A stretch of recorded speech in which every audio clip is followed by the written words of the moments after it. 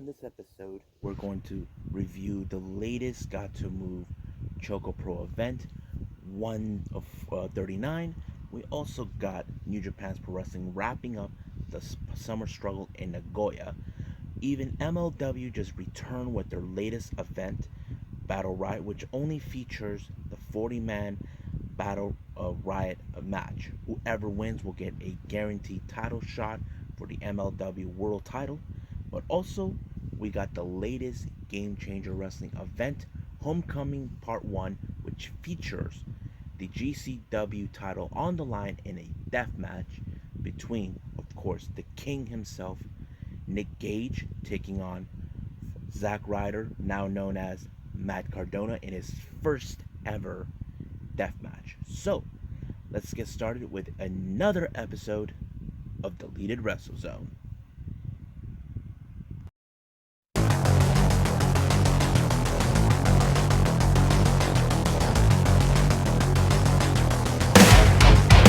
Are you ready? Get up, get up! Get up, get up! Get up, get up! Get up, get up!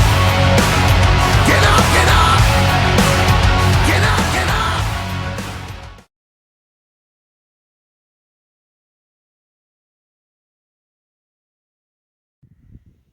Welcome everybody to Deleted Wrestle Zone, all things that it's pro wrestling with AEW, NXT, New Japan Pro Wrestling, Impact Wrestling, the National Wrestling Alliance, various promotions, wrestlers, matches, and championships. I am your host, Jay, right here. So let's begin with the latest Gatoh Move Pro Wrestling event, ChocoPro 139. First match, it features Lulu Pencil teaming up with Tokiko Kirihara, taking on my favorite tag team, the BestBros, Mei Shiruga and Valiant Aki. Now, this is one of those matches where, of course, almost every team they have ever faced, they have faced. I cannot recall when was the last time Lulu has ever teamed up with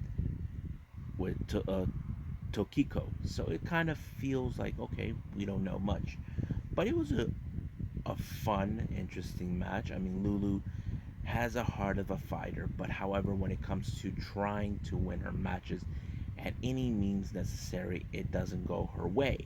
I mean, she did have a strong partner, Kokiko. She is one of the strongest competitors I've seen over time that I've been watching ChocoPro. But, however, it did not end well with, of course, both BestBros pinning Tokiko for the 1-2-3 in that little roll-up match, while Lulu was outside of the building thanks to the BestBros to keep her isolated from her tag partner. Now we get to the main event, which was Chie Koishikawa taking on Masahiro Takanashi.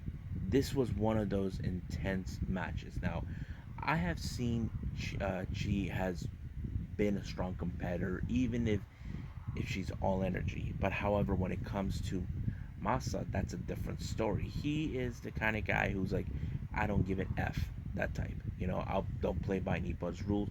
I'll win an inning that's necessary. But however, it wasn't enough for Chie to win her match against Masa. I mean, she had him when she exploited a knee that he actually busted during the match, but it didn't stop there. So basically, Masa won the match by putting her in the 1-2-3, and it's over right there. So stay tuned for more of ChocoPro. I can't wait to review that, but right now, let's move on with New Japan Pro Wrestling.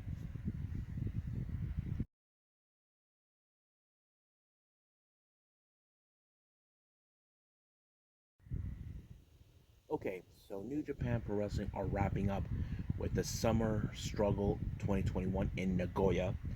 We're getting to enter Wrestle Grand Slam in the Tokyo Dome. Now, we normally don't see New Japan do a Tokyo Dome show only once a year, or should we say 2 times a year, which was Wrestle Kingdom.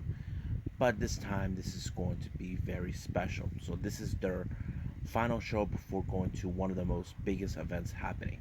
So let's start with the first match. We got Chaos members Roppongi 3K Shoinyo teaming once again with the Sniper of the Skies, Robbie Eagles, taking on all three of the junior heavyweight wrestlers in Suzuki-gun: Doiki, Yoshinobu Kanemaru, and of course El Desperado, the current IWGP Junior Heavyweight champion. But however, this match was like so insane because you see that Robbie Eagles is determined to be the IWGP Junior Heavyweight Champion. Now he has come across this title before, but he came up short. Now could he really win his luck and beat Despy? We don't know. Despy is currently the top of the food chain in the junior heavyweight division. But however, I don't know if I do believe if Despy can will be dropping the title, but this is going to be interesting. But the match ended in favor of Robbie Eagles pinning Desperado 1, 2, 3, giving him the message. But however, Despy tried to dismantle Robbie Eagles because he knows he has a bad knee. So this time we'll see where they're gonna go from there. The next match we got more of the Chaos members, mostly coming from Yoshihashi, Hiroki Goto, Rocky Romero teaming up with Ryusuke Taguchi, who is Rocky's tag team partner, as the Mega Coaches, who we and their opponents are none other than Bullet Club's El Fantasmo, Taiji Shimuri, Yado, and Yujiro Takahashi. Now this match, we all know why it was a preview. We know that Ishimori and El Fantasmo have their titles to be put on the line against the Mega Coaches, Rocky and Taguchi. So, but however, the match ended up in the favor of Taguchi, who picked up the victory. However, the post match, they were determining to prove the explosion of the sudden death super kick that El Fantasmo, and I say it was a really good, interesting how they're going to try to rush it to prove the point. Yes, he did not learn the super, there's something in his shoe, so he was close. But the real question remains, are we ever going to find out if there is something in his shoe? Well, we'll see what happens when we get there. Next match we have, of course, the United Empire, consistent of both the Great Okan and Jeff Cobb, taking on Chaos members, and this time Okada brought, of course, one of the most funniest and comedic wrestlers in New Japan, Toru Yano. I did not expect this from Yano. He brought something to the table. He actually brought in handcuffs. Now the match was mostly been focusing on Khan and Toru Yano. Now if you guys don't recall, there is some history between these two. It was Yano who tied Khan's hair into the guardrail, and Khan had no other choice but to cut it off, and he was pissed. But however, I don't think Khan will ever forget that. But this time, Yano always comes prepared. He actually handcuffed Khan outside the ring, and somehow, when the time went out, he won the match, and it was one of the most funniest things I've ever seen. Yano has always been one of those wrestlers that surprises me with his comedic style, with his tricks to ensure he wins. And Khan, he probably will not let this go. He probably want to challenge him for what he's done. But we'll see what happens down the line. Next match, we have Master Wato and Tomoaki Hamna taking on, once again, Bushi and Shingo Takagi. As you know, there's still more update on Ibushi, who set the face to Shingo Takagi. We don't know what else is going to happen, but we do know they're monitoring his situation, but they have to come up with a solution fast. So we'll see where they're going to go. But the match once again fell into favor of Bushi and Takagi. LIJ scored one for the team, and that's how it ended right there for them. Now the next match, this was a bit of a rivalry between both Evil and Tomohiro Ishii. These guys have gone back and forth many times over. But however, we know that he has Dick Togo by his side, as always. But I did not anticipate his other surprise, which is Yujiro Takahashi involving himself and allowing for Evil to pick up the victory. Now, the next match, we do have the main event, which is Kenta taking on Hiroshi Tanahashi. This was a feud thanks to what happened last year when Kenta blamed Tanahashi for breaking the briefcase to contain the contract. But luckily, Katsuyori Shibata brought it with him as a reminder. Now, Shibata does have history with Kenta, who turned his back on him, but now it appears that he's trying to get into his head, which it worked, and of course, it fell in the favor of Tanahashi when he pulled up twice the belly flop and twist and shout, whatever had to do to win, so he maintained. Now, here's the good news that's been revealed. Because of Kota Ibushi is unable to compete at the Tokyo Dome for Wrestle Grand Slam, it's been decided that Tanahashi will take his place until further notice. Now, do I think that Tanahashi's going to win? I don't know, because I feel like we want to see Takagi taking on Ibushi, and that is something that we all want to see. But for now, let's just wait to see what's going to happen in Wrestle Grand Slam. But let's keep moving forward.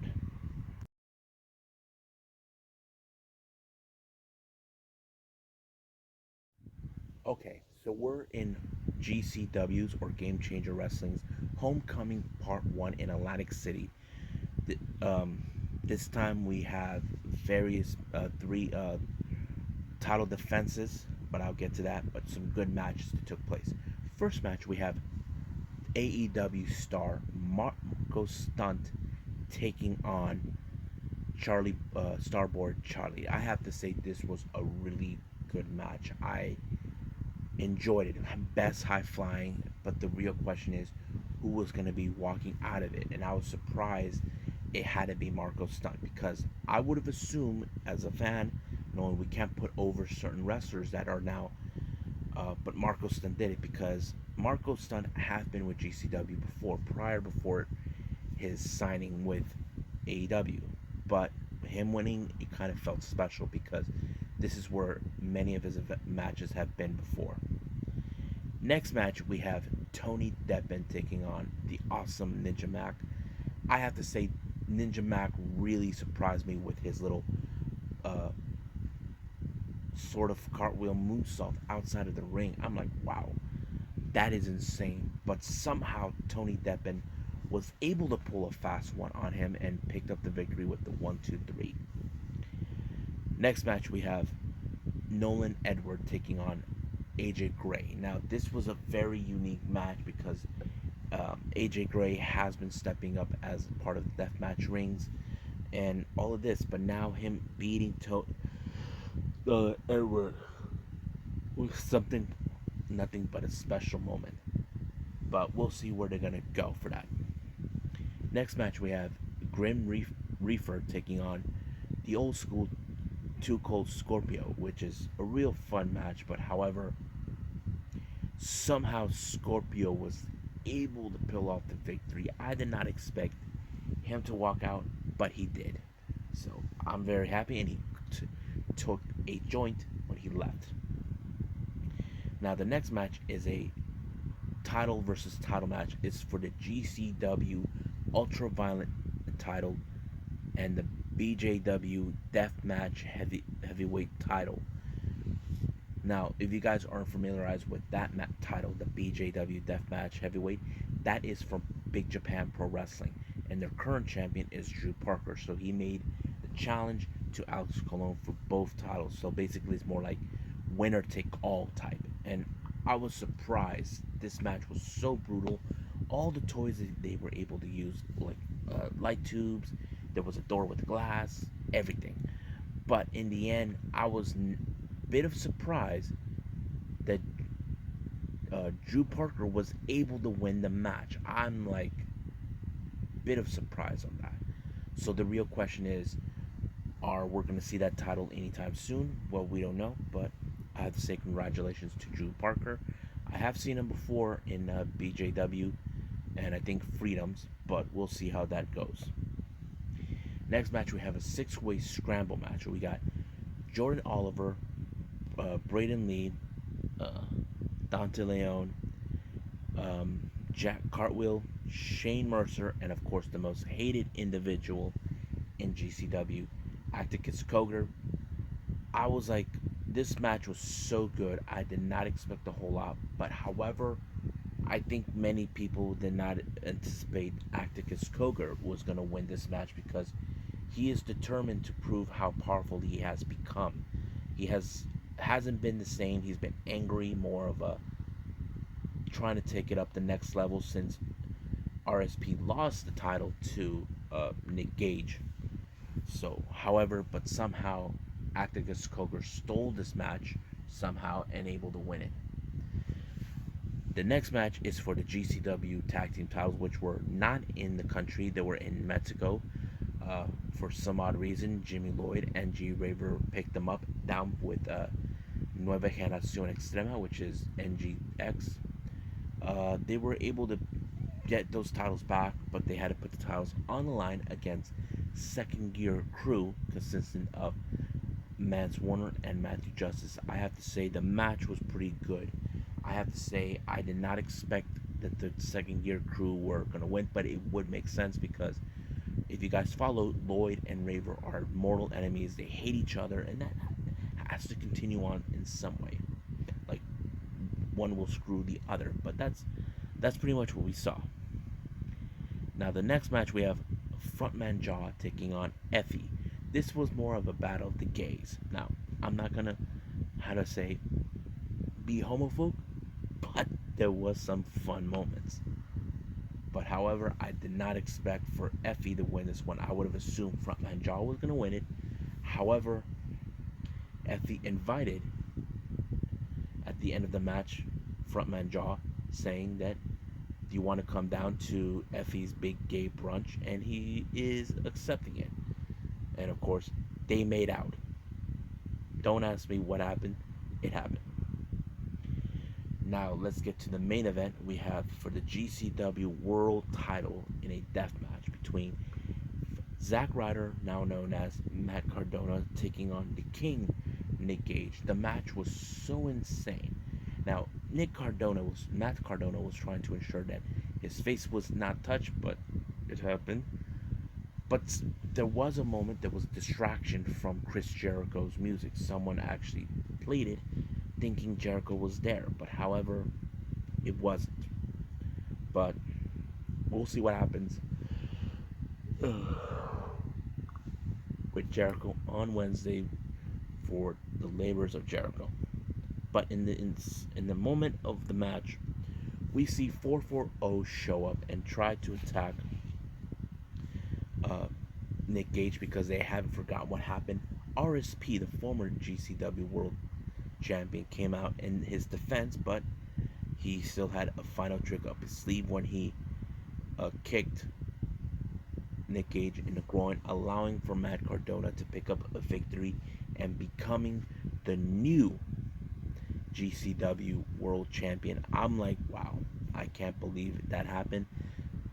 Many fans who are die-hard GCW fans are not liking this, but we'll see what happens. But who will be the lucky contender, the challenge for this title? I mean, this could be good. But for now, let's end it right here. But there's still more to come as soon as possible.